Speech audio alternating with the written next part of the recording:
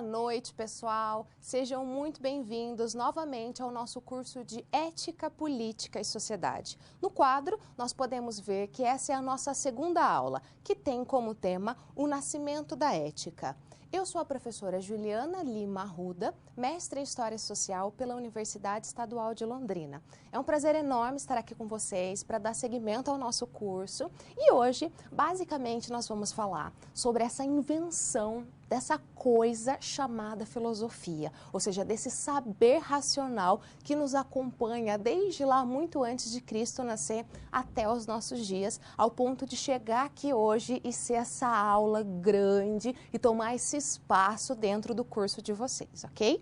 Vamos aos objetivos da nossa aula? Primeiro objetivo: debater a ética e a moral a partir da contribuição de grandes pensadores da antiguidade, como Sócrates, Platão e Aristóteles. Esses são os três principais nomes da antiguidade, ok?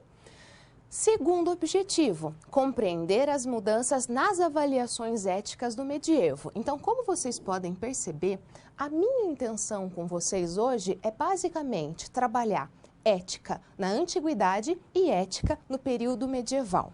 Para que a gente consiga alcançar os nossos objetivos, nós passaremos pelos seguintes tópicos. São eles: a invenção da filosofia como sistema de saber racional.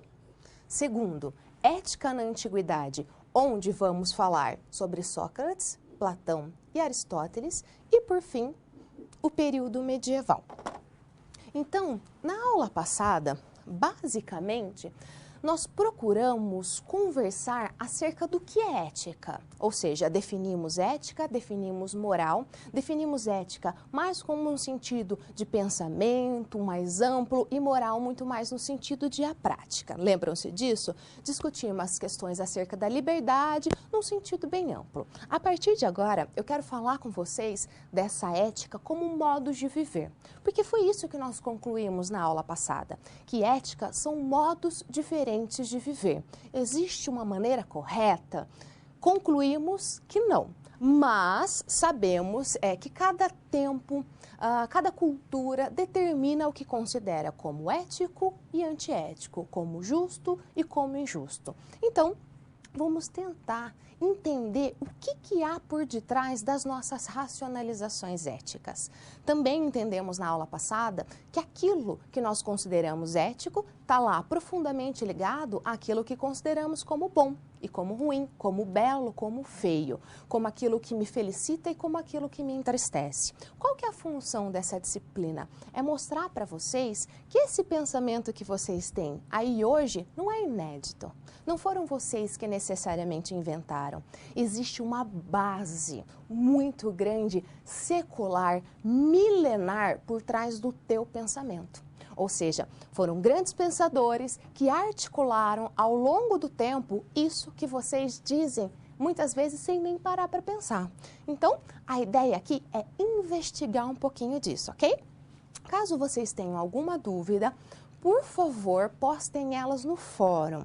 Eu estarei abrindo para vocês, então, eu vou abrir para vocês um fórum hoje relativo às dúvidas e postem lá que não tenham dúvida, que eu estarei lá participando com vocês, ok? Lembrando que eu gosto muito da participação de todos vocês e que é ela que faz tudo isso funcionar de maneira bem fundamental, ok? Então, vamos ao quadro? Vamos tentar entender a invenção da filosofia como um sistema de saber racional? Primeira coisa, qual que era a forma de entender as coisas antes do nascimento da filosofia? Ou seja, qual foi a primeira forma de explicação das coisas? Não foi a filosofia. A primeira forma foi a mitologia. Então, a mitologia, ela não é coisa de gente boba que não tem o que fazer. Na verdade, a mitologia nada mais é do que a primeira forma de explicação dos enigmas da vida. Então, como que eu explico que o mundo existe? Como que eu explico os sentimentos? Como que eu explico que existe o bem e o mal? Através de uma caixa, a caixa de Pandora. Enfim, uma série de coisas foram explicadas através da mitologia. Existe diferença entre mitologia e filosofia? Muita. Existe uma ruptura muito grande entre esses dois pensamentos. Por quê? Quando a gente fala de mitologia, falamos de uma forma de conhecimento que está mais ligada aos afetos, que está mais ligado aos sentimentos. Essa explicação sem uma preocupação com a ideia de verdade. Já a filosofia, ela nasce como uma invenção racional, como uma tentativa de racionalizar as coisas. O que eu quero dizer com racionalizar? É pôr ordem, não que a mitologia não colocasse, mas é dar sentido para as coisas de uma maneira mais didática, mais racional, procurando dar princípios lógicos para as coisas. Então, indo ao quadro, a gente pode dizer que a diferença que existe entre o saber mitológico e a filosofia reside basicamente no método de explicação. O que eu quero dizer com isso? Eu estou dizendo que a diferença entre mitologia e filosofia não é o objeto de conhecimento. Ou seja, ambas falam sobre as mesmas coisas. Sobre eu, sobre vocês, sobre a vida, sobre os sentimentos, sobre coisas incríveis, como a morte, certo? Só que, qual é a diferença? O método, como elas explicam as coisas. Voltando ao quadro. A mitologia utiliza de alegorias e simbolismos, ou seja, ela não tem a intenção de ser exata. Ela fala da caixa de Pandora para falar sobre mistérios do mundo. Já a filosofia, desde a invenção do método socrático, já vamos falar de Sócrates, olhem bem essa frase. Vou até trocar de caneta para vocês prestarem bem atenção. Ela procura apreender a essência das coisas. O que significa dizer a essência das coisas? Basicamente, eu vou explicar para vocês ao longo dessa aula um pouquinho mais da ideia de essência, mas eu quero que vocês grudem essa ideia na cabeça de vocês. A filosofia é um modo que a gente pode dizer aí científico de procurar a essência. A essência é aquilo que não se altera, é como se fosse a unidade mínima das coisas, ok? O que seria isso então? Essa unidade mínima. Volta lá no quadro para eu escrever um nome para vocês. Essa unidade mínima, esses filósofos vão chamar de arqué. Opa, aí, que é a unidade mínima da vida. Basicamente, os historiadores da filosofia, eles acreditam que a filosofia nasceu mais ou menos em volta do século VII a.C. Então, é nesse berço que se funda toda a base do pensamento ocidental, ou seja, a base do nosso pensamento. E é essa base que eu quero falar para vocês. Basicamente, esses primeiros filósofos, eles são chamados de filósofos pré-socráticos. Isso para vocês entenderem a dimensão, a importância dessa figura que foi Sócrates para a filosofia. Então, nós dividimos entre pré-socrático, período socrático e pós-socrático, que aí se divide em outras ramificações. Neste momento, eu estou falando para vocês sobre os primeiros filósofos, chamados filósofos pré-socráticos. Os pré-socráticos, eles buscavam encontrar a arqué. Isso que eu escrevi no quadro. A arqué é o princípio mínimo da vida. Eles tentavam entender do que o mundo é formado. O mundo em si, qual foi a primeira coisa que fundamentou? O que será que é a partícula mínima desse mundo? O Tales de Mileto, que muito de vocês conhecem, dizia a partícula mínima. A arqué é a água. Já o Pitágoras acreditava que era o número. Pitágoras é muito fundamental para a nossa maneira lógica de pensar. Mas eu quero apresentar dois pensadores para vocês. Dois pensadores muito opostos que eu considero os filósofos mais importantes do período pré-socrático, ou seja, os primeiros filósofos mais importantes. Vamos ao quadro? Então, nós estamos falando sobre a base do pensamento filosófico, mais especificamente sobre os filósofos pré-socráticos. O primeiro filósofo pré-socrático que eu quero apresentar para vocês chama-se Parmênides. Parmênides é o filósofo do ser. O que é isso? O ser é tudo aquilo que é, ou seja, é aquilo que nunca muda. É a essência das coisas.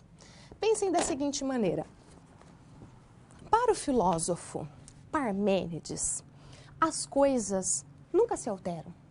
Na verdade, quando você imagina que alguma coisa se altera, é apenas na aparência. Por exemplo, eu, Juliana, eu já tive o cabelo loiro nas pontas, eu já tive o cabelo muito curto, vai chegar um momento da minha vida onde eu vou ter muitas rugas, pode ser que eu engorde, enfim, uma série de situações. Para o Parmênides, ele vai dizer o seguinte, essas mudanças, elas são apenas aparentes, mas existe algo dentro da professora Juliana, a essência dela. Algo que nunca muda. Vocês concordam com essa ideia? Ou seja, há algo na professora Juliana que é algo que é praticamente a essência, aquilo que há de mais puro e inalterável dentro dela. Então, o que é a filosofia? É buscar a essência das coisas, é tentar encontrar aquilo que não se altera. E o mundo é assim. O mundo tem várias coisas aparentes, mas no final das contas, tem sempre coisas que não mudam, tem sempre a essência. Voltando ao quadro. O problema do Parmênides é que esse discurso é um discurso que se baseia na ideia de verdade. Só um minutinho, pessoal, deixa eu apagar aqui. É um discurso que se fundamenta na ideia de verdade. O que isso significa? Significa que acredita-se, basicamente... Opa, peraí, deixa eu ver se vai funcionar. Não, não vai funcionar aqui. Basicamente, esse discurso, ele acredita que o homem, ele nunca se altera. Portanto, ele acredita na ideia de verdade. Uma coisa simplesmente é ou não é. Não existe a possibilidade de uma coisa ser e não ser ao mesmo tempo. Conseguem entender o que eu quero dizer? Vou repetir para vocês. O Parmênides disse que ou uma coisa é ou não é. Não há espaço por uma coisa ser e não ser ao mesmo tempo. Ele vai dizer ou é dia ou é de noite. Não tem como as duas coisas serem ao mesmo tempo. Esse é um discurso que está pautado na ideia de verdade, porque a verdade é isso. Existe interpretação na verdade? Não, a verdade é aquilo que é ou não é. Ou é verdade ou é mentira. Estão entendendo o que eu quero dizer? O Parmênides, ele vai criar um princípio que se chama princípio de identidade ou não contradição. Qual seria mais ou menos essa ideia? A ideia é que você se identifica com aquela coisa é. E ela não pode não ser outra coisa. Ela não pode ser e não ser ao mesmo tempo. Vamos falar do oposto disso, que é exatamente o outro filósofo? Aí talvez fique um pouquinho mais claro. No quadro, nós temos o outro filósofo. O outro filósofo se chama Heráclito. Heráclito é o filósofo do devir. O devir, opostamente, é aquilo que as coisas nunca são. As coisas sempre estão. Ou seja, ele acredita na ideia de mudança. Para o Heráclito, basicamente, tudo se fundamenta na ideia de transformação. O que isso significa? Para o Heráclito, as coisas nunca são, elas sempre estão em construção. Então, nós falamos sobre um eterno construir, um contínuo modificar-se. Ele cria uma imagem. E essa imagem nos ajuda a entender perfeitamente esse conceito tão interessante que é o devir. O Heráclito vai dizer o seguinte: um homem nunca entra duas vezes no mesmo rio.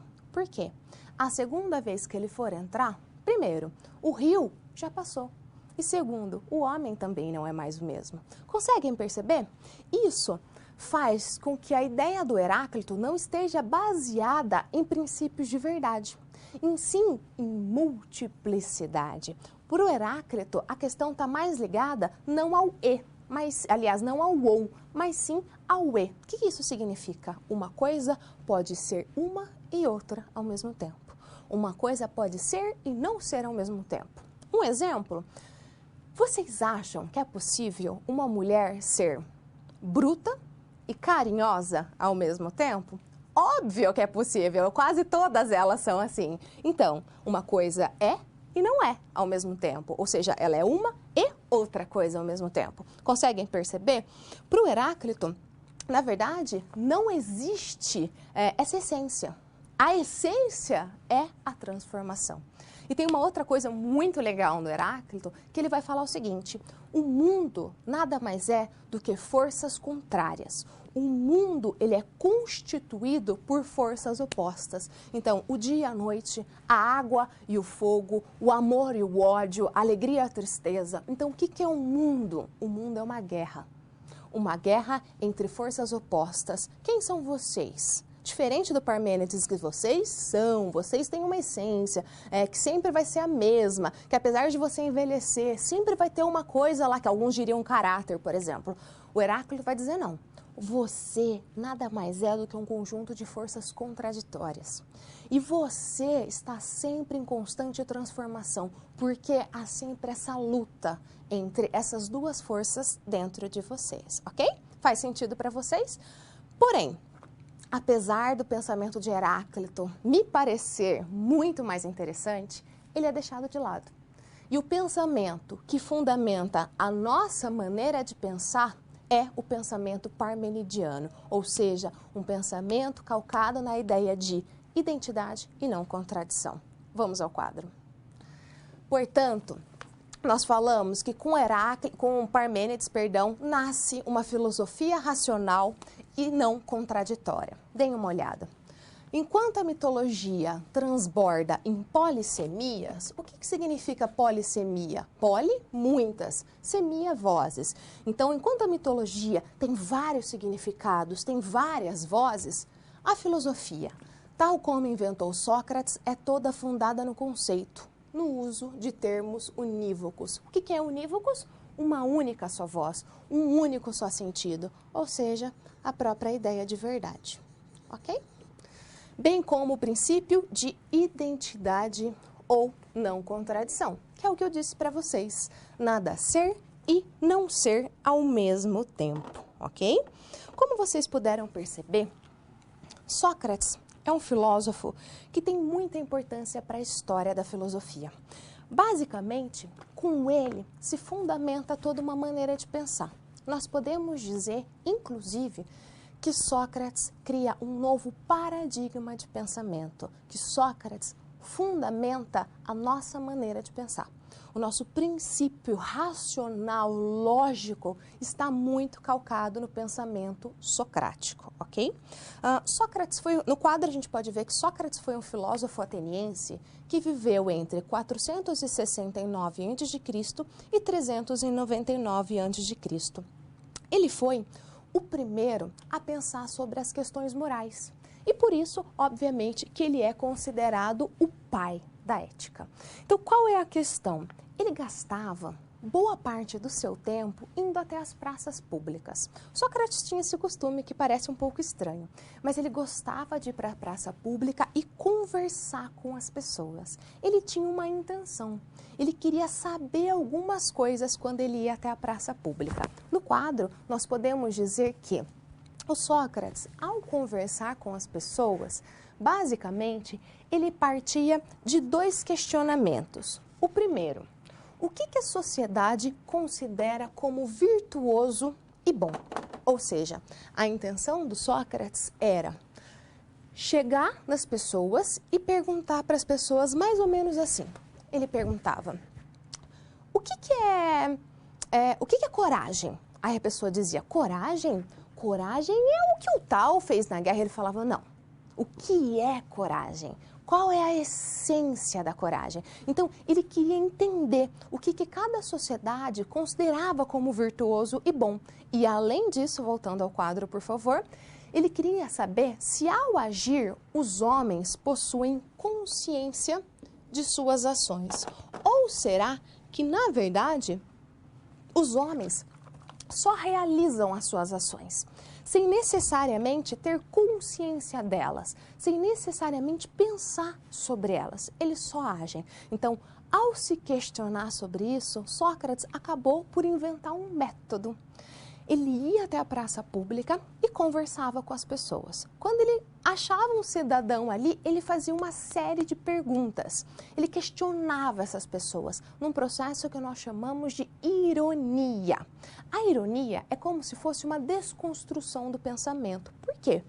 Ele perguntava para a pessoa: o que é coragem? Aí a pessoa, coragem é o que o tal fez. Ele falava, não, o que é coragem? Coragem é ser legal. Não, o que é coragem? E ele ia perguntando até a pessoa tomar consciência da sua própria ignorância. Então, é como se eu pegasse um copo. Se eu pegar um líquido, vamos falar aí o conhecimento, e colocar dentro de um copo cheio, o que vai acontecer? O copo vai transbordar. Então, o que é necessário eu fazer? A desconstrução. É necessário eu esvaziar o copo. Então, no quadro, a gente pode ver que no método socrático, o primeiro passo é chamado de ironia, que é esse momento de esvaziar o copo. É esse momento de mostrar ao sujeito que ele é ignorante. O que significa dizer ignorante? Não significa dizer burro, gente. Não é essa a ideia. Ignorante é aquela famosa frase socrática: só sei que nada sei. É o princípio da própria filosofia. Qual que é o segundo momento de Sócrates? É chamado, então, de maiêutica. A palavra maiêutica significa literalmente parto, ou seja, depois de Sócrates ter desconstruído, depois de Sócrates ter mostrado que aquela ideia que o sujeito tinha era errônea, que ele não possuía o conceito, apenas agia conforme comportamentos, ele dava a oportunidade da pessoa conhecer o caminho da verdade. O caminho que Sócrates considerava como o caminho da verdade, que é a filosofia. Então, é o parto, no sentido de gerir novas ideias. Aliás, a mãe de Sócrates era uma parteira. E ele dizia que a mãe dele paria vida e ele paria ideia, paria conhecimento. Então, a função desse método de ironia e maiêutica era você tomar consciência da sua própria ignorância. Lá no quadro, por favor. A consciência da própria ignorância, aliás, é o começo da própria filosofia. Lembra que na aula passada nós falamos sobre a atitude filosófica? Tem a ver exatamente com isso, ok? Que é exatamente esse processo de você assumir que você não sabe. Qual que é a ideia aqui? Não é evidenciar o que você não sabe, mas é evidenciar a dúvida. É mostrar como a dúvida é fundamental em qualquer produção de conhecimento, ok? Só que o que Sócrates procurava? Sócrates procurava a definição daquilo que é uma coisa, da ideia de um valor verdadeiramente. Ou seja, Sócrates procurava a essência das coisas. Ele procurava o conceito puro e não a mera opinião das coisas, que ele vai chamar de doxa. Ele não quer simplesmente saber o que você pensa, ele quer encontrar o conceito. Só que aonde mora o conceito? Dentro de você. Daí aquela frase famosa chamada "conhece-te a ti mesmo", que é essa frase que está aqui no quadro para vocês. A frase "conhece-te a ti mesmo", ela revela algo muito importante. Porque se você conhece-te a ti mesmo, você vai estar em contato com a sua própria consciência. E a tua consciência seria aquilo que é mais fundamental. É nela que para o Sócrates mora a verdade. É nela que para o Sócrates mora o conhecimento. Interessante, né? Eu acho que muitos de vocês pensam mais ou menos da mesma forma, ok? Por que Sócrates estava tão preocupado com tudo isso? A questão, basicamente, voltando ao quadro, por favor, é a questão da consciência do agente moral. O Sócrates não se preocupava apenas com a prática da questão. Na verdade, ao contrário. Basicamente, a coisa mais importante para o conhecimento socrático é a consciência do agente moral. Ou seja, o que é mais importante? O indivíduo ter uma atitude prática ou ele saber o que é o bem? Para o Sócrates, o mais importante é ele saber o que é o bem. Isso soa muito estranho, mas eu acho que eu vou tentar explicar de uma outra forma para vocês. Pensem assim, quando você conhece o caminho do bem, a gente usa muito isso para falar de religião. Quando você conhece o caminho do bem, você conhece de verdade. Se você conhece a verdade, ela entra no teu coração ou na tua cabeça e ela te abre, ela te rasga de uma forma que não há espaço para outra coisa. Vocês pensam assim? Sócrates pensava assim.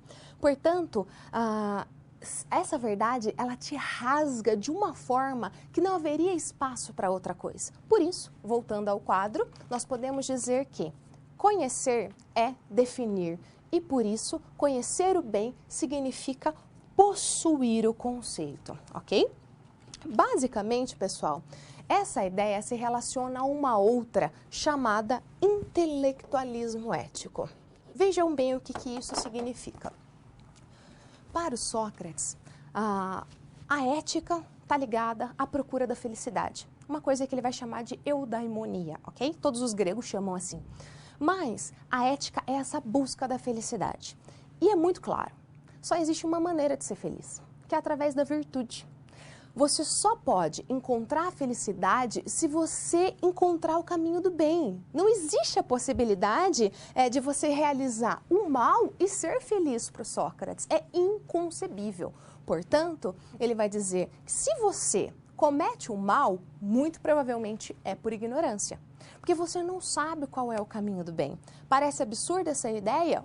O argumento religioso não é um pouco disso? Por que você segue o caminho do mal? Porque você não tem Deus no seu coração. Quando Deus te toca, é como se ele fosse essa verdade que te inunda, que te rasga e que não abre espaço. Isso é Sócrates, ok? Portanto, voltando ao quadro, a gente pode dizer que só quem é virtuoso é feliz. Ou seja, basicamente, todas as virtudes pressupõem a sabedoria.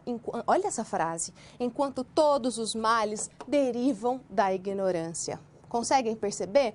Então, quem é o cara infeliz? Ou melhor, quem é o cara que não é virtuoso? Quem é o cara vicioso? É o cara ignorante, é aquele que não entendeu. É aquele que não conheceu o caminho do bem direito. Porque se ele entender essa lógica, que é, você faz o bem, você vai encontrar felicidade, é óbvio que ele vai seguir, porque todo homem aspira à felicidade, segundo Sócrates, chamando novamente de eudaimonia. Então, quando um homem faz o mal para o outro, na verdade ele está fazendo mal para ele mesmo. Estão entendendo? Segundo o princípio do intelectualismo ético? Então é óbvio que você vai ser ético. Você só não é ético se você não entendeu esse princípio. Por isso, daí a palavra ignorância. Ok? O Sócrates, ele era um grande crítico da religião. E isso custou muito caro a ele. Mas qual que era a grande crítica? Era algo fundamentalmente ético. Por quê? Para o Sócrates, a maioria das pessoas acabavam debitando questões da sua vida aos deuses. Por exemplo, vamos fazer uma brincadeira. Seria assim, por que você foi mal na prova de ética? Ah, porque Deus quis, né? Não, para o Sócrates vai dizer, você foi mal na prova de ética porque você não estudou. Ok? Então, o que o Sócrates quer? Ele quer o princípio da responsabilidade pessoal. Ele quer chamar para a pessoa a responsabilidade das suas ações. Ele não quer que o grego diga que a vida dele está boa ou que a vida dele está ruim, porque os ocupantes do Olimpo, ou seja, os deuses, querem que as coisas sejam assim. Quer ver um exemplo prático disso no nosso cotidiano? Aquele adesivo que as pessoas põem lá no carro, dizendo assim, presente de Deus. Deus te presenteou com um carro. Por quê? Porque você foi bom, né? E aí, como você foi bom, Deus te presenteou com ele. Não é essa a ideia? Aí você estuda bastante e fala assim, se Deus quiser, amanhã eu vou bem na prova. O Sócrates vai dizer, não, a responsabilidade de ir bem ou mal na prova é apenas sua. Voltando ao quadro, por favor. Isso se chama princípio de responsabilidade pessoal. Feito isso, fazendo essas críticas à religião, o Sócrates acabou se encrencando com um monte de gente, entre essas e outras questões. E com isso, ele vai ser acusado e condenado ao suicídio. Isso mesmo, ele é condenado ao suicídio. E ele tem que tomar uma coisa chamada cicuta, que é um veneno. Sócrates, basicamente, não questiona o veredito. Existem vários argumentos para isso. Entre eles, o fato de que se ele questionasse, ele estaria se opondo a tudo que ele disse a vida dele inteira. E um outro, que é fundamental, é uma ideia, que ele vai ali colocar uma sementinha e que dali em diante essa ideia vai ganhando força. E ela até hoje é muito grande. Ele vai pressupor, ele vai imaginar de que existe algo além da vida.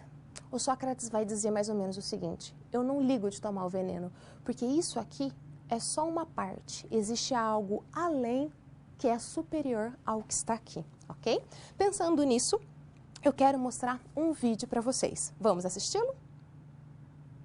Você já parou para pensar como pequenas atitudes podem ajudar cada um de nós a ter uma conduta ética na vida? Bem, para esquentar a discussão, a filósofa Viviane Mosé começa mostrando um flagrante de total falta de respeito e responsabilidade. Madrugada de sábado, equipes do Corpo de Bombeiros do Rio recebem um chamado. Um acidente de carro na Barra da Tijuca, com possíveis vítimas, mobiliza cerca de 15 homens. Você coloca toda uma adrenalina quando você está preparado para um embate, para um atendimento.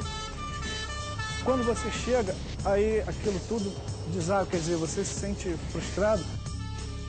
Não houve acidente algum. Os bombeiros foram vítimas de um trote. Esse é um grande problema que nós ainda enfrentamos. 20% das chamadas recebidas pelos bombeiros são falsas. Foram 40 mil trotes só em 2005 no Rio. Isso aí acarreta em quê? Acarreta em perda de tempo, pode acontecer um verdadeiro aviso e nós estarmos distantes desse local devido a essa brincadeira. A brincadeira de mau gosto mostra como pequenas atitudes podem gerar grandes consequências na vida em sociedade. A ética discute exatamente isso, como o homem deve se relacionar com a sociedade. Conhece-te a ti mesmo era o caminho que o filósofo grego Sócrates indicava na busca pelo bem, virtude e justiça. Para o pai da filosofia, a verdade estava no interior do homem, em sua alma. Para os gregos antigos, os seres humanos vivem um conflito constante entre as paixões, os instintos que são próprios da natureza humana e a razão que se desenvolve na vida em sociedade. O papel da ética é guiar os homens, através do bom uso da razão, em direção ao bem e à ordem. Sócrates acreditava que somente a compreensão racional poderia levar o homem a agir de forma correta. Para o filósofo, nós somos sempre responsáveis por nossos atos e omissões. Então, o princípio de responsabilidade pessoal é isso. É essa ideia de que você é responsável pelos seus atos. Por isso, a consciência das coisas era de extrema importância. Por isso, saber o que é a verdade, o caminho do bem, te faz uma pessoa melhor. Pessoal, na semana passada, durante toda a semana, eu tive a oportunidade de conversar com vários alunos do Brasil todo. E eu fiquei muito feliz com o interesse de vocês pela disciplina, enfim. Então, eu estou dizendo isso porque essa professora que eu acabei de mostrar para vocês é a filósofa Viviane Mosé, que é uma professora, ela é filósofa, ela é poetisa, ela é psicóloga. E ela tem milhares de vídeos na internet falando de temas muito interessantes. Então, quem tiver curiosidade e gostar da linha de como eu falo, pesquisa Viviane Mosé, que boa parte da minha influência vem exatamente dessa professora tão querida, ok? Eu falei para vocês, então, um pouquinho sobre Sócrates. Agora, no nosso próximo slide, eu quero apresentar aquele que eu considero um dos filósofos mais importantes relacionados à nossa religião, o filósofo grego Platão. Platão viveu entre 428 a.C. e 348 a.C. Platão foi o maior discípulo de Sócrates. Como vocês sabem, Sócrates nunca escreveu uma linha. Ele é a mesma coisa que Jesus. Ele mudou o mundo, de certa forma, sem nunca ter escrito uma única palavra. Quem foi que escreveu os discursos de Jesus? Seus discípulos. Quem foi que escreveu os discursos de Sócrates? Seus discípulos. Basicamente, Platão. Platão foi essa pessoa que pegou as ideias do Sócrates e levou ela aos seus extremos. Então, eu quero apresentar um pouquinho de Sócrates, do Platão, desse filósofo grego que inventou uma coisa fundamental, chamada dualismo psicofísico platônico. Eu vou repetir, não se assustem. Chama-se dualismo psicofísico platônico. Parece tão difícil, mas prestem atenção na palavra. Dualismo 2. Psicofísico, ou seja, a divisão entre duas coisas, psico e físico, ou seja, físico. Mas eu quero apresentar de uma outra forma. Vamos pensar assim. Basicamente seria assim. Era uma vez em dois lugares separados. Basicamente, nesse lugar lá em cima existia algo limpo, puro, praticamente divino. Existia algo totalmente perfeito, algo que não era cometido por erros, que não era cometido por pecado. Essa coisa perfeita, ela morava num mundo. Esse mundo que ela morava é chamado de mundo das ideias. Ela era eterna, ela não morria, ela não era perecível, tá entendendo? Então, essa coisa perfeita, ela morava nesse mundo, chamado mundo das ideias. Entretanto, houve um dia que ela desceu desse mundo perfeito. Quando ela desceu, ela ficou presa. E ela ficou presa em algo podre, em algo fétido, em algo sujo, em algo que faz pecado, que peca, em algo que morre, algo efêmero, algo então que está sujeito ao erro. Como que é o nome disso? O nome dessa coisa que desceu é alma, e o nome do lugar onde ela ficou presa é corpo. Não é à toa que o Platão vai dizer que o nosso corpo nada mais é do que o túmulo da nossa alma. Conseguiram entender a ideia? Essa é a primeira forma de dualismo psicofísico do Platão.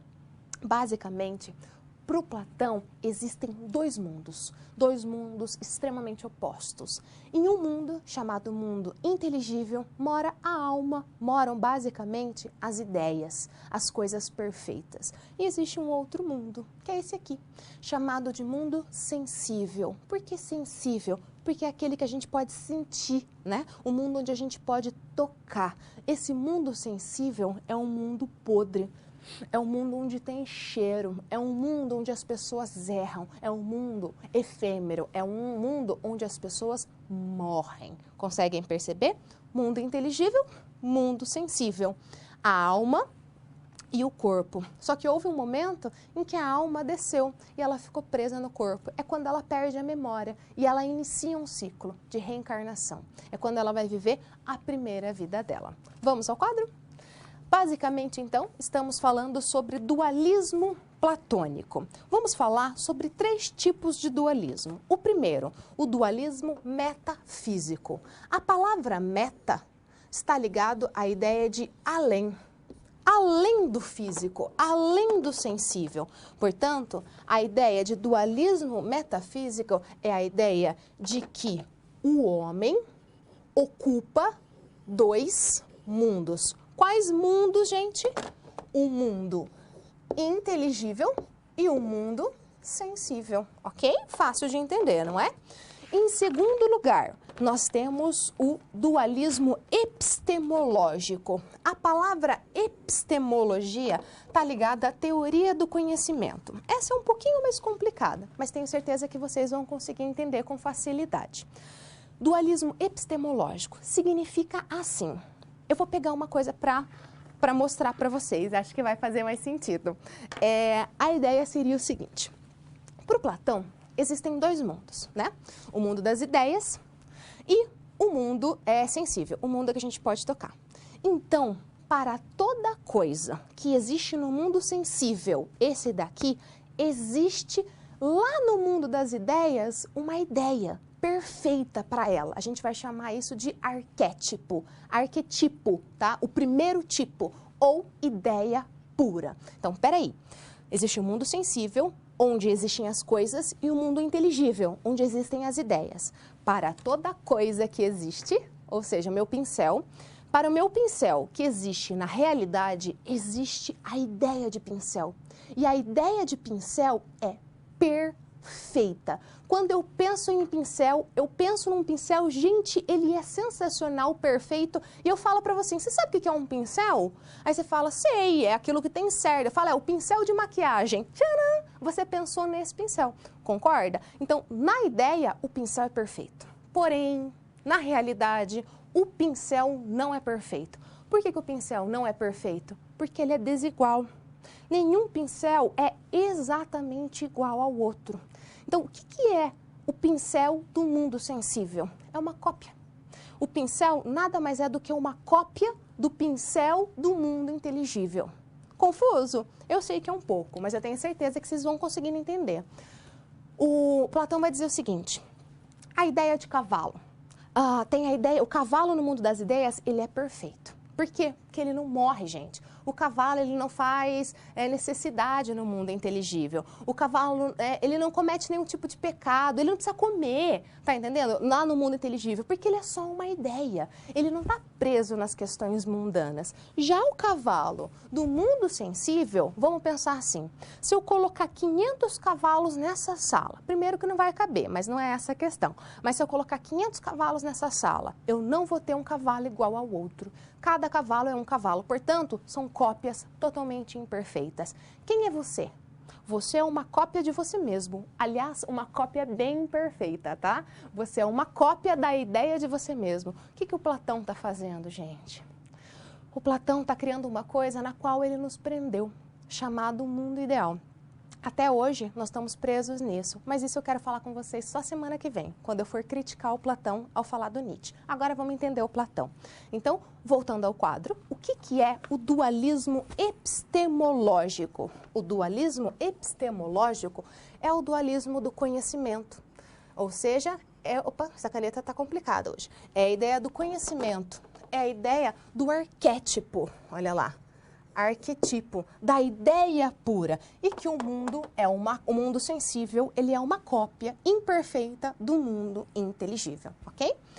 E por fim, o mais fácil deles é o dualismo antropológico. Por que antropológico? Quando a gente pensa em antropológico, a gente remete ao quê? A homem. Então esse é o mais fácil. Por quê? Porque é a divisão do homem em duas partes, o corpo e a alma, ok? Por que eu falei para vocês que o Platão, ele é muito fundamental para a religiosidade? Primeiro, porque é ele que vai fundamentar basicamente essa ideia de que nós não somos unidade. Nós não somos apenas uma coisa, nós somos duas. Nós somos duas coisas, o nosso corpo e a nossa alma. E o problema disso é, quem que é superior? A alma. O corpo é fétido, o corpo é podridão, o corpo está ligado ao efêmero, aquilo que se move, o corpo está ligado àquilo que morre, àquilo que erra. Você, inclusive, fica presa ao seu corpo. E se você fica presa ao seu corpo, você só vai ladeira abaixo. Então, você deve fazer o que da sua vida? Se libertar do seu corpo. E você deve seguir os princípios da alma. E ele toma a alma aí muito ligada à ideia de conhecimento, tá? A ideia de própria consciência. Estão entendendo mais ou menos o que eu quero dizer? Com isso, voltando ao quadro, o que o Platão está fazendo? Uma condenação da realidade concreta. Pensando nisso, eu quero que vocês assistam a um vídeo muito interessante do professor Clóvis de Barros. Vamos a ele? O que Platão acreditava? Platão acreditava que nós somos constituídos por corpo e alma. Que o nosso corpo é físico, finito, deteriorável e desejante. E que a nossa alma é eterna e pensante. Meus amigos, Platão é 4 séculos anterior a Cristo. Antes que você... Nossa, mas é tão parecido com Cristo. Platão era um cristão, como eu li num jornal outro dia. É muito difícil que Platão pudesse ser cristão, porque Cristo só viria a nascer 4 séculos depois de Platão. E Platão já dizia, o homem tem corpo e tem alma. A alma é imaterial, sempre existiu. O corpo é material, tem começo, meio e fim. Então, qual é a pergunta importante aqui? O que é a vida do homem para Platão? É o momento em que corpo e alma se unem. Esse é o nascimento. E a morte é o momento em que corpo e alma se desunem. Portanto, a vida é um intervalo de tempo em que um certo corpo permanece unido a uma certa alma.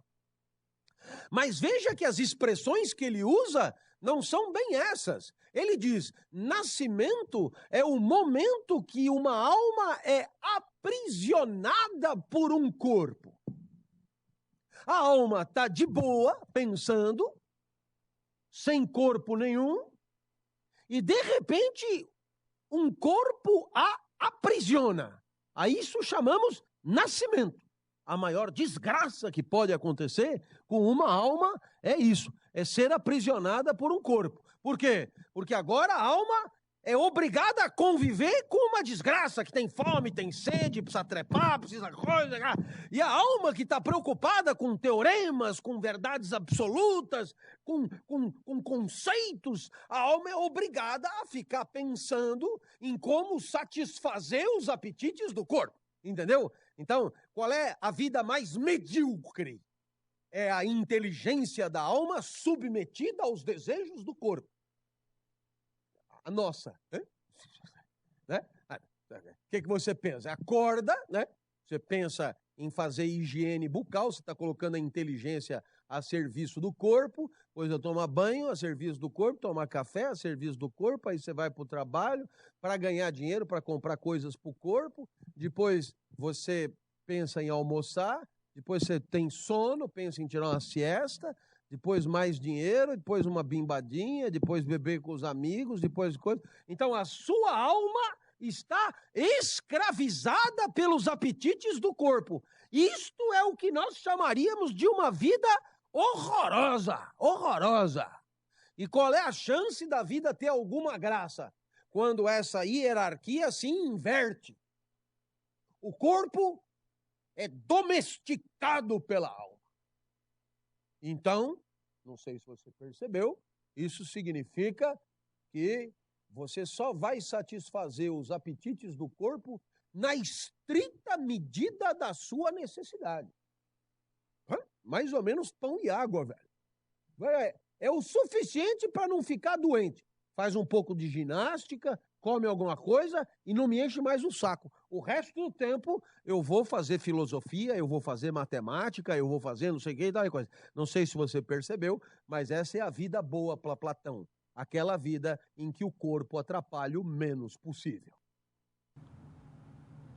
Com isso, nós podemos dizer que, em grande parte, somos filhos desse pensamento, do pensamento socrático-platônico, ou seja, a ideia de que o nosso corpo é a parte ruim de nós mesmos. Uma maneira da gente ver isso é como nós, principalmente brasileiros, desvalorizamos todos os trabalhos que usam o corpo. Não todos, mas a grande maioria. O que é mais legal?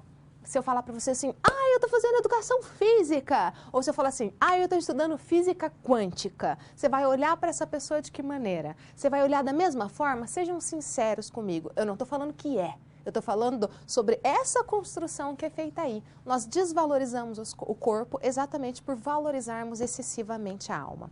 Pensando nisso que o professor Clóvis falou, eu quero ler um trecho com vocês que eu acho muito interessante. E eu acho ele muito cristão. Não, repetindo que o Clóvis já alertou, que basicamente Platão era cristão. Pelo contrário, a coisa aqui é inversa. Vamos ao quadro?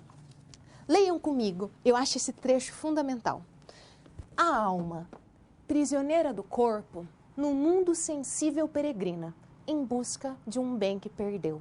Que bem, gente? A pureza, inclusive a memória, a perfeição. Nessa busca indomável, as coisas lhes são de ajuda, pelo transluzir nelas das formas ideais. Então, quando eu olho um copo, eu vejo a imperfeição do mundo sensível, mas às vezes isso me ajuda a lembrar da ideia de copo, lá do mundo sensível, mas, ao mesmo tempo, de obstáculo, pela atração que exercem sobre os sentidos. Então, as coisas do mundo sensível, elas me atrapalham. Por quê? Porque, olha essa frase, porque ceder aos impulsos cegos do corpo é ligar-se à matéria, apertar as cadeias, condenar-se ao cárcere perpétuo. Essa frase não é linda? Justamente, qual que é a ideia dessa frase? Resumindo muito o cristianismo, mas vamos falar de Platão. É resumir que se você se entregar aos bens materiais, você vai estar preso a esse mundo. Por que vai estar preso a esse mundo? Porque o Platão vai dizer que o homem vive num ciclo. Quando o homem morre, o que acontece com ele depois? Ele retorna, ele reencarna, ok? Já já a gente vai falar um pouquinho mais sobre isso. Mas antes, eu queria falar sobre uma coisa que vocês conhecem, sobre a alegoria da caverna. Todo mundo aqui já ouviu falar da célebre passagem da alegoria na caverna. Nessa passagem, o Platão nos deixa muito claro a ideia de que conhecer o bem é que conduz à felicidade. Vamos assistir a esse vídeo justamente para pensar essa questão?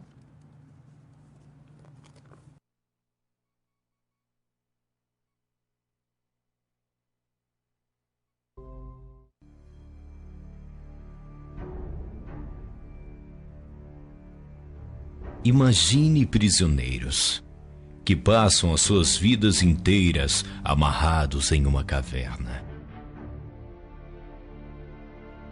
Foram amarrados de forma que não conseguem olhar para trás, apenas para a parede em sua frente.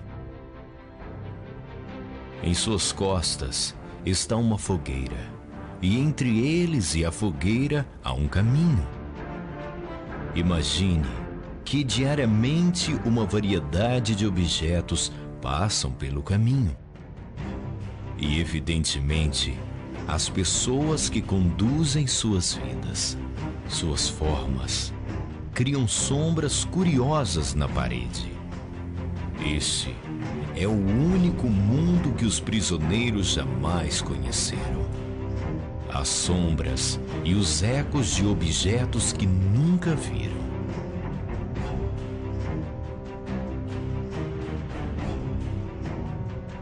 Agora, imagine que um dos prisioneiros é libertado.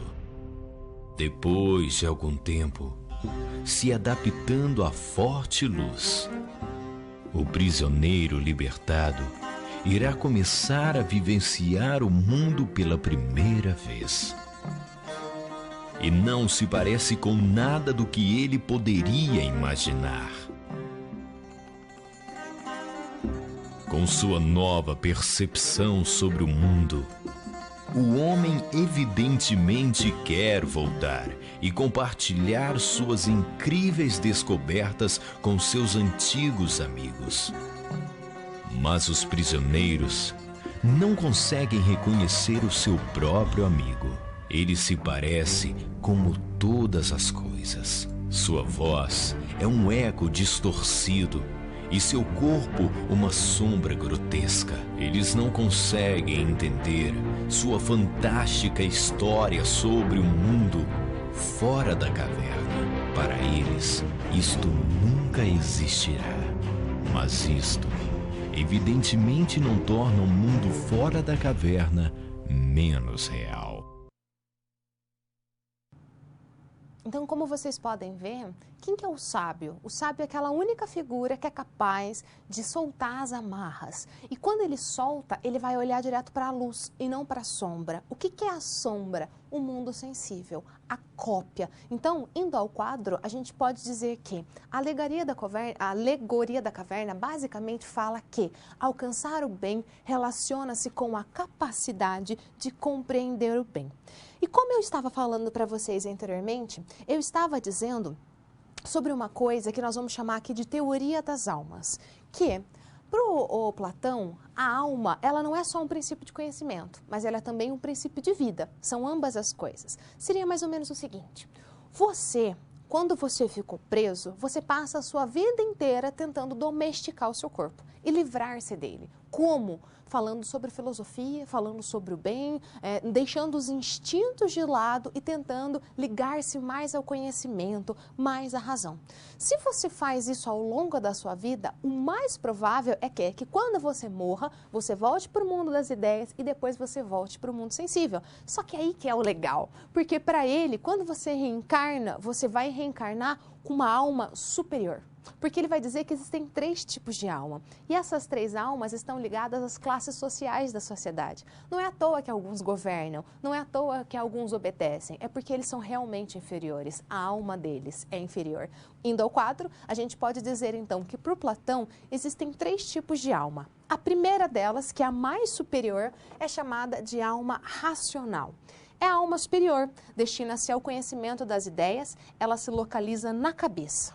A segunda é a alma irascível, que é a alma associada à nossa vontade, principalmente a questão da coragem. Ela dá ânimo ao homem e ela é muito necessária para que a gente consiga enfrentar os nossos problemas. Ela se localiza no nosso peito.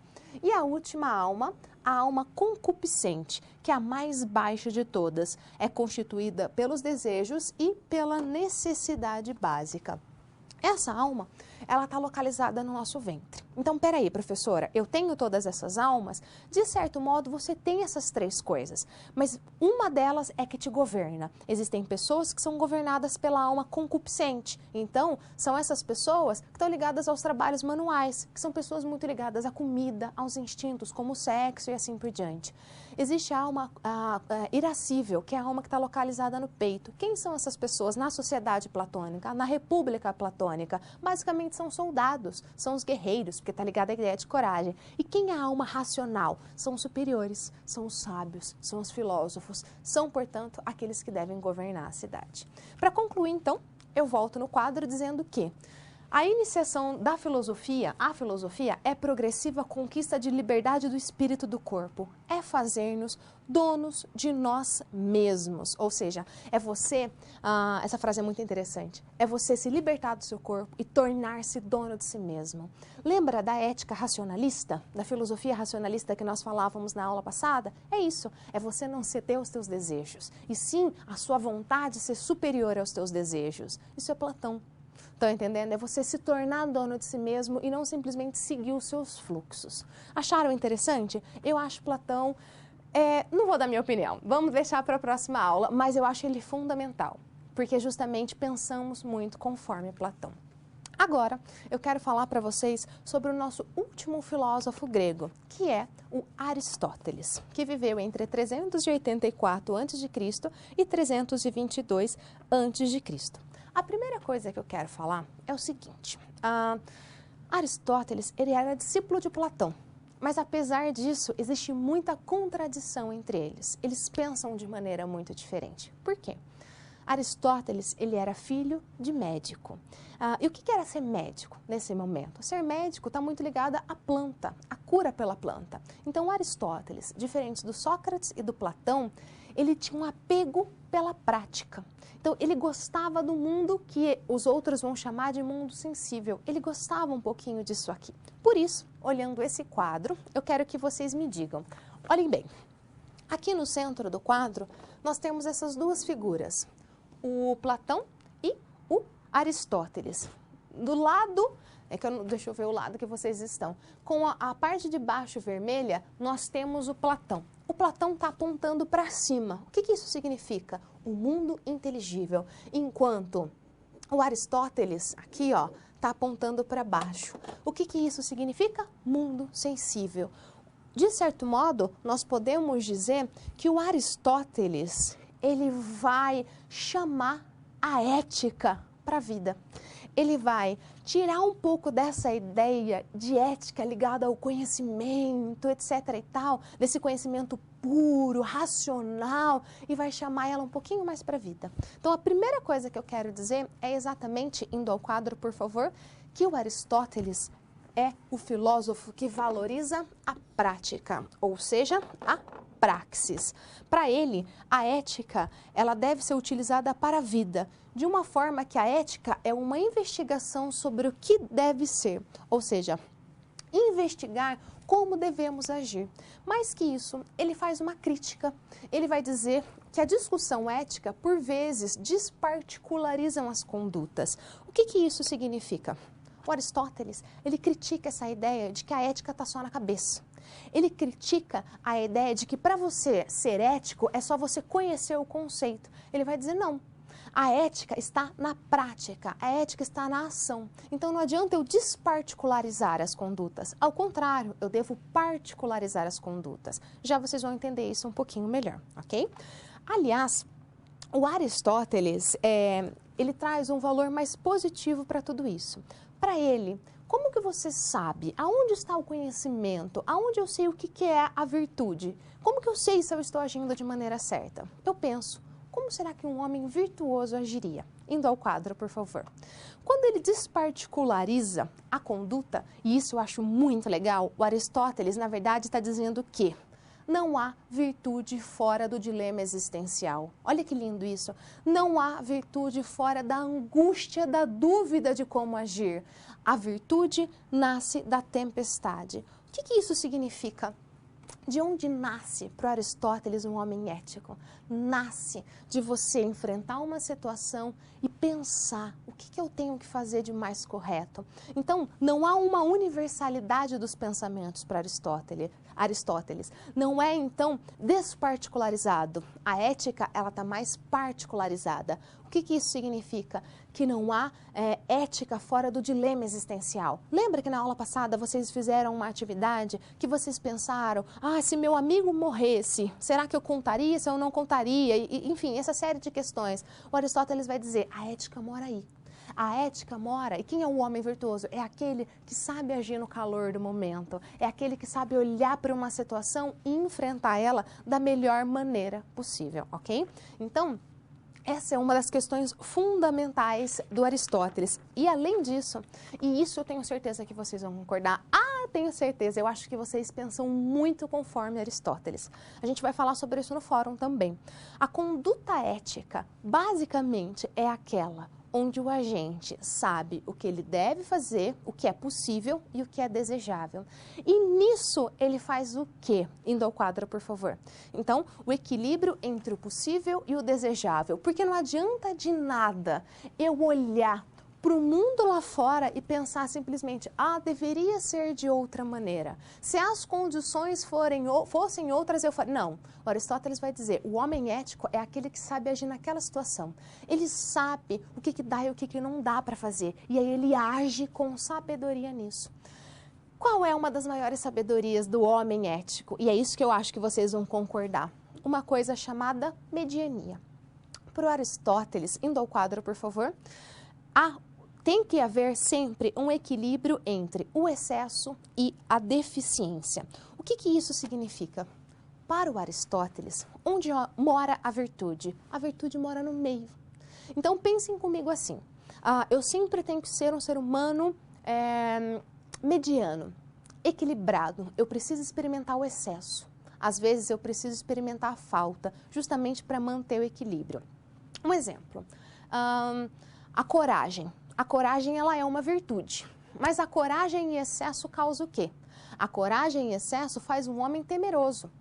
Do outro lado, a coragem em falta, indeficiente, ela faz o homem o quê? Um covarde. Vamos pegar um homem temeroso e pôr ele na guerra. O que vai acontecer? No primeiro momento, ele vai levar um tiro, né? Ele vai ser morto, ele não vai ser útil para nós. Do outro lado, um homem deficiente de coragem, um covarde, ele nem vai conseguir chegar na guerra. Estão entendendo? Então, o bacana é o meio termo. O bacana é você ter aquilo como uma virtude em equilíbrio. Esse não é o discurso da contemporaneidade? Não é exatamente isso que nós pregamos todos os dias? Coma, mas coma em equilíbrio. Faça, mas faça em equilíbrio. É exatamente isso. Quem vai inventar essa ideia é exatamente Aristóteles. A filosofia oriental também bebe nisso, mas de outra maneira e que aqui não cabe muito bem a gente colocar, ok? Além disso, outra coisa que eu acho muito interessante do Aristóteles é que para ele não adianta você fazer aquilo uma única vez. Não adianta você ser ético uma única vez. O bacana é você fazer repetidas vezes. Não adianta eu fazer bem para o meu amigo e no dia seguinte fazer mal. Eu tenho que procurar sempre fazer um bem. Já ouviram essa história que uma andorinha só não faz verão? É exatamente isso. Você tem que sempre procurar praticar uma conduta ética. E isso, voltando ao quadro, o Aristóteles vai chamar exatamente de hábito, ok? Pensando nisso, pessoal, eu quero levar vocês para a nossa primeira atividade. Questão para reflexão. Você acha que a ética deve ser particularizada ou universal? Eu vou dar um minutinho para vocês e a gente já volta.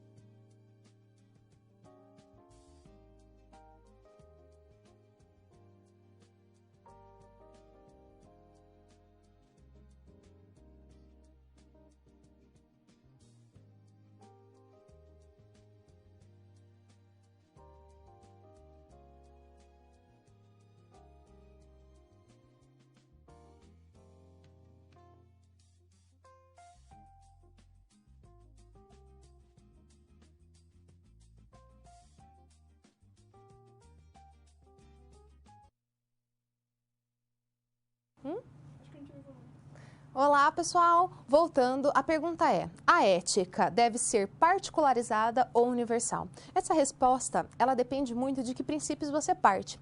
Existem filósofos que vão falar que ela é universal, como o filósofo que nós vamos falar semana que vem, que é o Kant. Existem filósofos que não, que vão considerar elas mais particularizadas. Existem embates muito fundamentais nisso, porque ao mesmo tempo que você precisa falar da particularização da ética, ou seja, que você entenda a coisa lá no seu dilema, por outro lado, você tem um problema, que quando você coloca ela em pequenas instâncias, você dificulta questões como os direitos universais dos homens. Então, é sempre um grande embate, ok? Mas a questão que fica ao falar de Aristóteles, e eu acho isso muito interessante, é: o que será que o homem virtuoso domina? Já que esse homem virtuoso é tão interessante, para Aristóteles, o homem virtuoso, ele tem uma coisa, que é a noção de justiça. Vamos dar uma olhada no quadro?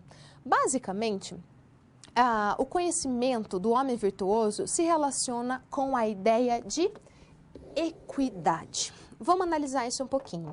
Equidade é uma característica de alguém com senso de justiça. Tá, vamos pensar primeiramente, o que é a ideia de igualdade? A justiça pressupõe a divisão do mundo em partes iguais. Até aí tudo bem? A questão é, basicamente, existem duas formas de dividir. Uma delas é pela igualdade aritmética e a segunda pela igualdade geométrica. Na igualdade aritmética, nós dividimos 1 para 1. Se eu tenho 1, eu dou para 1. Na igualdade geométrica, é uma igualdade nas relações de unidade. Vou explicar para vocês cada uma delas. A maneira mais fácil de eu explicar isso seria a seguinte. Imaginem uma festa de aniversário de criança e nós temos um bolo, um bolinho pequeno. Nessa festa nós temos 8 crianças. Tá na hora de repartir o bolo. Como que eu reparto esse bolo, gente? Alguém diria: professor, isso é óbvio, tem 8 crianças, tem um bolo, vamos dividir em 8 pedaços. Como que se chama isso? Igualdade aritmética. Isso, a divisão de 1 para 1, perfeito? Agora, vamos supor que a hora que eu peguei a faca, que eu fui cortar o bolo, teve uma criança que levantou a mão lá no fundo e falou: não, eu não concordo com isso aí, porque eu ajudei na confecção do bolo. Logo, eu mereço um pedaço de bolo maior. E aí? Aí você pensa, realmente, essa criança, ela participou de tudo, ela merece um pedaço maior. A hora que você vai cortar um pedaço maior para essa criança, a outra levanta a mão e fala no fundo, fala: não, eu sou muito magra, eu sou raquítica, eu preciso comer, eu tô com fome. Logo, eu sendo desnutrida, eu preciso de um pedaço de bolo maior.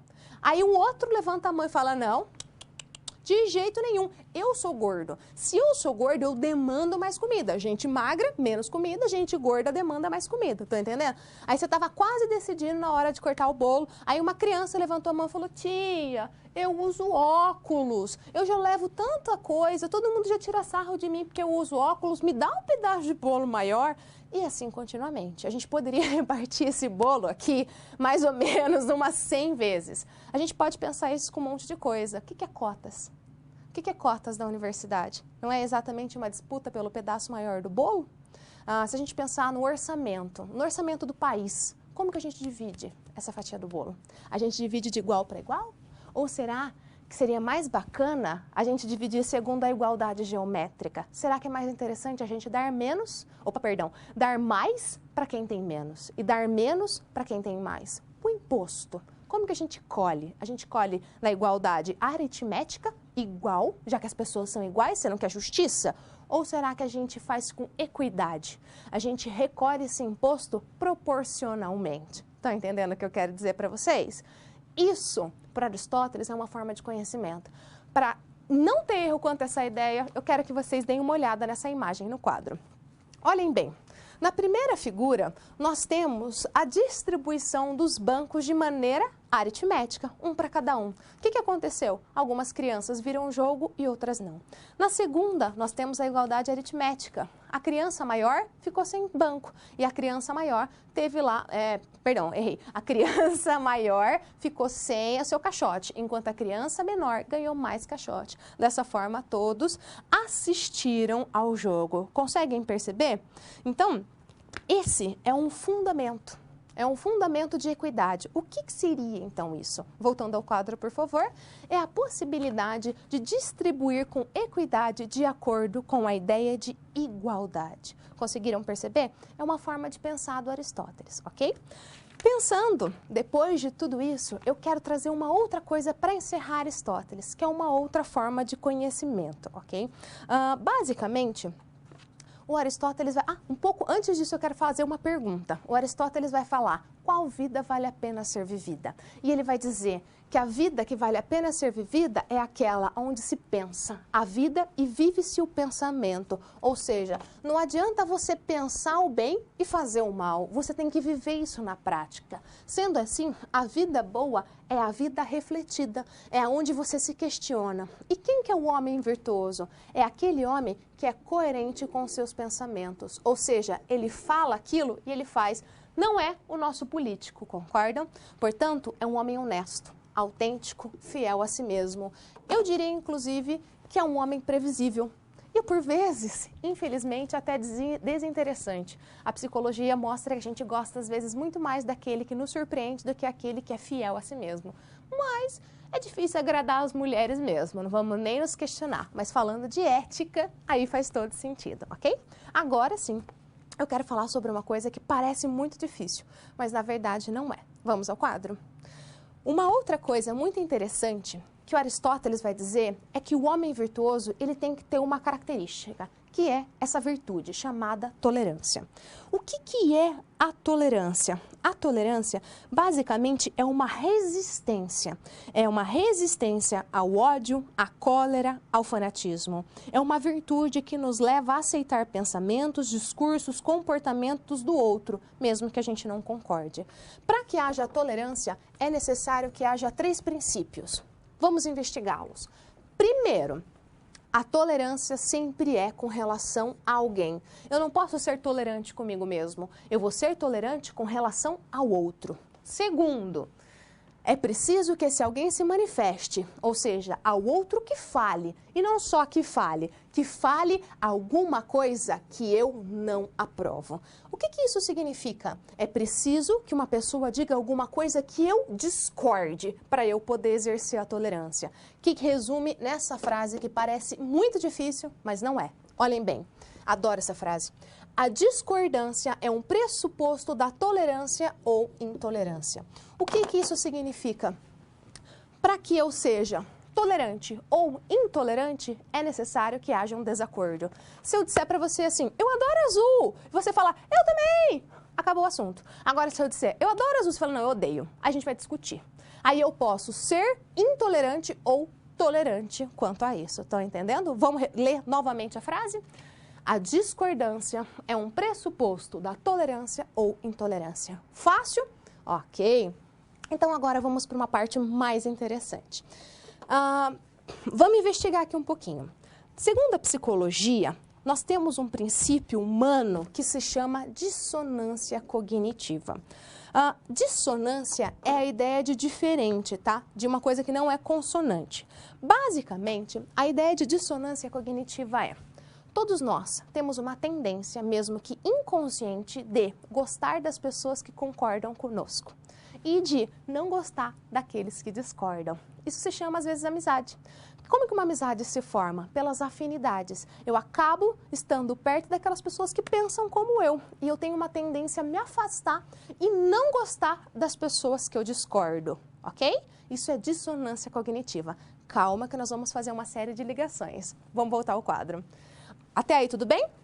Ok, vamos ligar uma coisa lá da modernidade? Tem um filósofo muito interessante chamado Baruch Spinoza. Aliás, é um dos meus filósofos preferidos, da modernidade, ok? E o Spinoza, ele tem uma definição muito bacana sobre alegria e tristeza.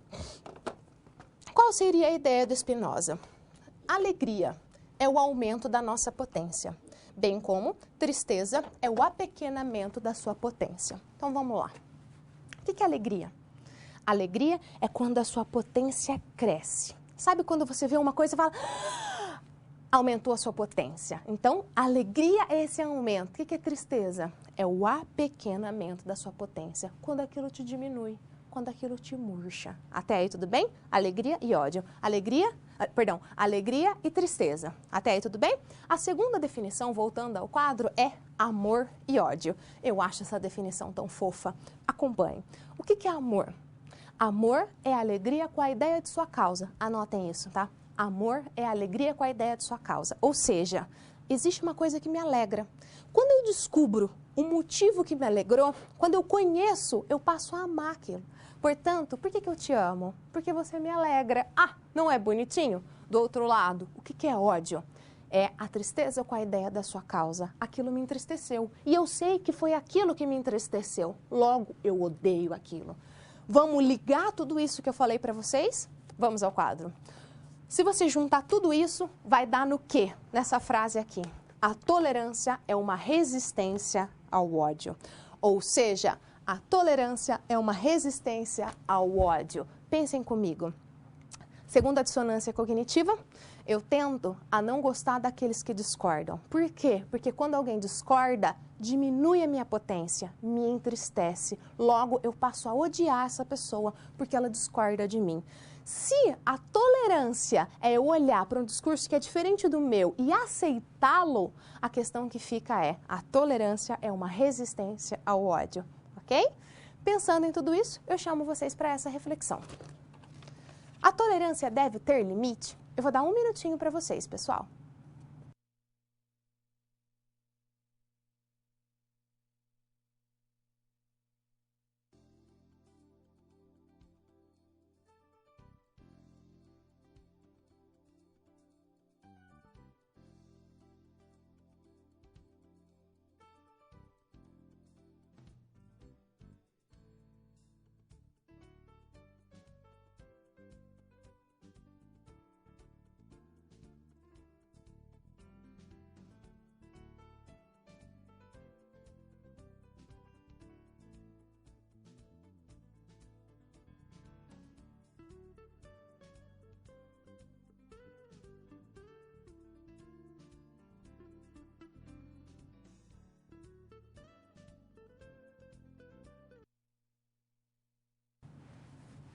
E a resposta clara é sim, a tolerância deve ter limite. Por quê? Imaginemos a seguinte situação.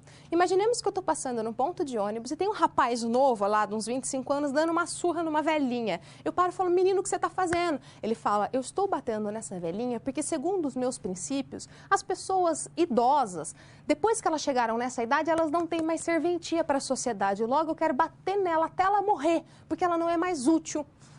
Então, assim, ele argumentou, e argumentou muito bem. Eu posso ser tolerante com o pensamento dele? Óbvio que não. Então, assim, devemos ser tolerantes? Claro, mas nem sempre, ok? Essa é a ideia. Pessoal, concluindo agora com vocês a parte da filosofia antiga, eu quero partir, então, para a filosofia medieval, ok?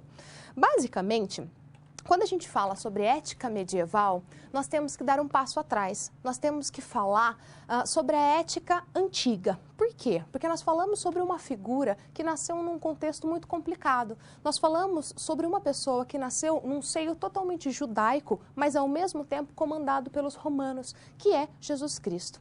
Jesus Cristo nasce, cresce e vive como um típico judeu. Ou seja, ele vai para a sinagoga, ele lê a Torá. Só que há um momento na vida de Jesus que ele vai peregrinar. E quando ele volta lá pela casa dos 30 e poucos anos, ele volta com um discurso muito diferente. Um discurso que choca com a sociedade judaica, que põe os valores dos judeus em xeque. Por quê? Ele vai falar, por exemplo, que as mulheres têm importância. Ele vai dizer que existe um reino metafísico, além da física. E esse reino não tá destinado aos deuses, aos grandes reis. Na verdade, ele é para os pobres e os oprimidos. Então, obviamente, Jesus não é nem um pouco bem visto por essa sociedade, liderança judaica, e ele vai ser condenado numa pena tipicamente romana, que é a crucificação. A história de Jesus é muito interessante, temos vários livros sobre isso, mas aqui a gente vai se ater à ética medieval. Passada a figura de Jesus, passa-se muito tempo, até que o cristianismo, que nasce como uma religião de pessoas perseguidas, passa a ser a religião oficial. Então, nós temos um período de basicamente 1000 anos, onde guia-se por princípios que foram criados lá na antiguidade. lá criados por uma figura chamada Jesus. Lembrando, cristianismo é diferente de Cristo. O cristianismo é fundamentado na ideia de Cristo, mas é feito por outras pessoas, ok? Basicamente, indo ao quadro, nós podemos dizer que, comparando então com a antiguidade, muda-se o objeto de conhecimento. O objeto de conhecimento não é mais a razão, é Jesus. É Deus. E tem como, de certo modo, a gente contemplar Jesus? Não. Portanto, junto com a mudança de objeto, é necessário mudar um método. Como que a gente conhece Jesus? Através de um método dialógico, ou seja, da oração. Aliás, há uma disputa para dizer de onde Jesus fala. Acreditou-se por muito tempo que Jesus fala por onde? Através de milagres, através de intervenção. Houve a ideia, inclusive, de que Jesus manda castigos. Uma coisa, na década de 80, se eu não me engano, acreditava-se que a AIDS AIDS aqui mesmo, ela era uma resposta à promiscuidade, que ela veio para eliminar. Nossa, que absurdo, professora. É absurdo, eu concordo com vocês, mas na Bíblia tem Sodoma e Gomorra, que é muito parecido com essa ideia. Voltando ao quadro. Então, como que funciona? Para os gregos antigos, a gente pode dizer que há uma mudança muito grande. A vida boa tem a ver com o ajuste com todo o cosmos. Cósmico. Esse cosmo é algo que controla a vida das pessoas. O que isso significa? Na antiguidade, cria-se que existia algo que controlava a vida, chamada cosmos. O homem, ele nascia com um destino já pré-estabelecido. Então, esse homem, ele nascia e procurava se encontrar nesse caminho. Como? Através da ética. Se ele tivesse uma vida boa, e aí voltando ao quadro, por favor, e realizando os seus dons, ele, no final, ia encontrar, então, a felicidade. Portanto, a pergunta que se faz ao grego é, esse homem viveu para o bem ou ele viveu para o mal? Quando eu falo viveu para o bem ou viveu para o mal, é no sentido de vida como um todo. Do outro lado, no período medieval, muda-se tudo isso, porque não se importa mais a vida boa como um todo, mas a avaliação da conduta. A ética, ela fica mais localizada. E o principal, se você tiver uma vida ética segundo os princípios religiosos, a fé e tudo mais, provavelmente você não vai encontrar a felicidade na vida terrena, e sim o sofrimento. A felicidade, ela se destina-se a outro mundo, ao céu. E a pergunta que se faz para o homem medieval é se ele agiu bem ou se ele agiu mal. O que isso significa? Que se avalia a conduta, não se avalia a vida. Simples, você pode ser um cara muito bacana e ter feito tudo certo. Uma única vez você cometeu um pecado, você vai ser condenado por ele. Acham isso estranho? Ah, tá. Então você sabe que um professor é um ótimo professor, um ótimo marido, mas ele cometeu um pecado, ele estuprou uma menina uma única vez. O que você pensa dele?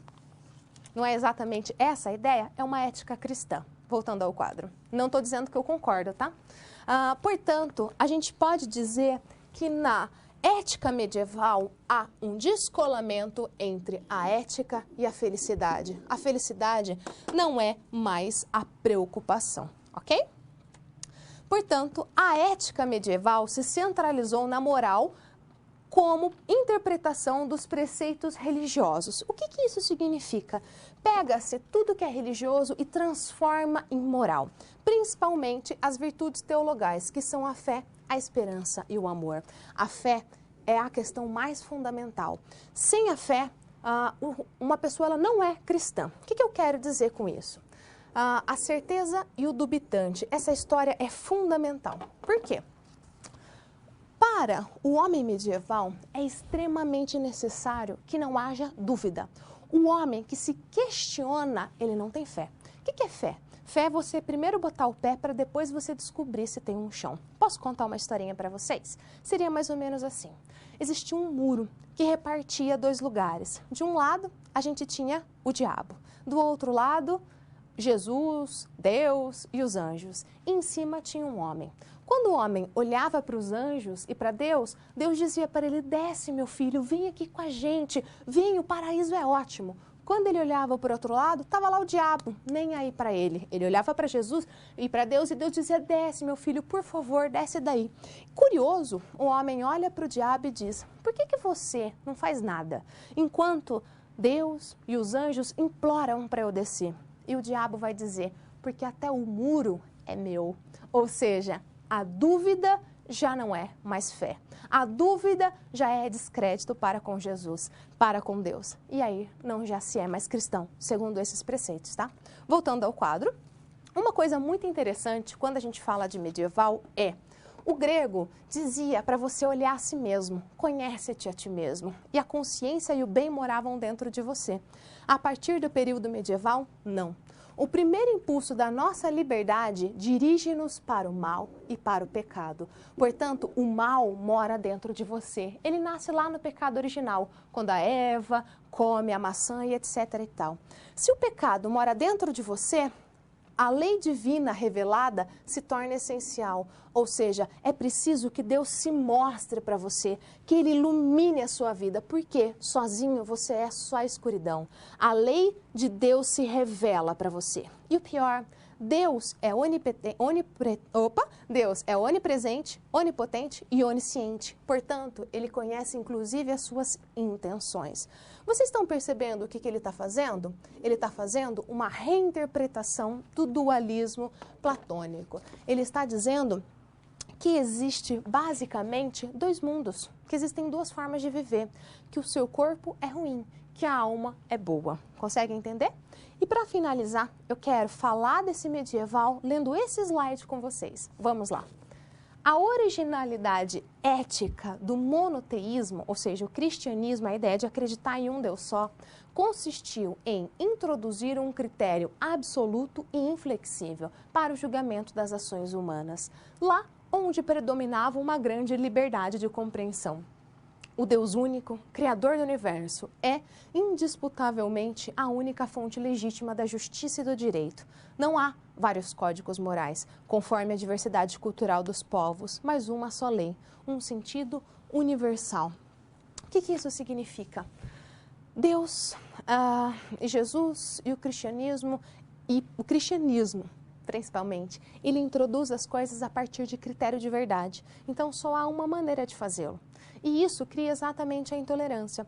Então, se de um lado, lá na antiguidade, o Aristóteles falava que a ética estava ligada à vida boa, que a ética estava ligada a uma sabedoria de agir naquela ação da melhor maneira entre o possível e o desejável, com mediania entre o excesso e a deficiência, a partir do cristianismo, a partir do período medieval, que vai durar 1000 anos, se entende de outra forma, que só há uma maneira de fazer, a que está escrita na Bíblia.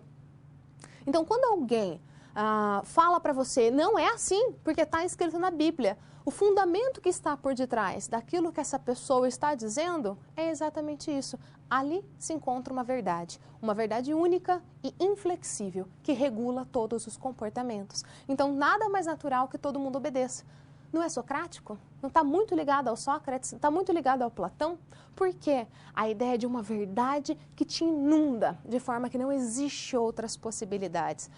É claro que hoje o cristianismo passou por um monte de revoluções, por um monte de reformas, mas a gente pode tentar entender um monte de coisa por aí.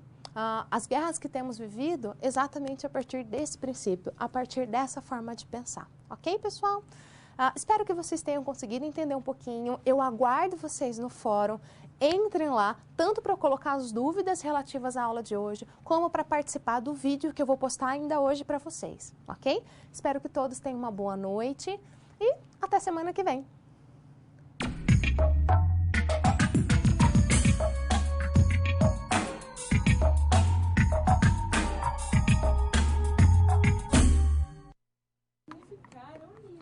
É.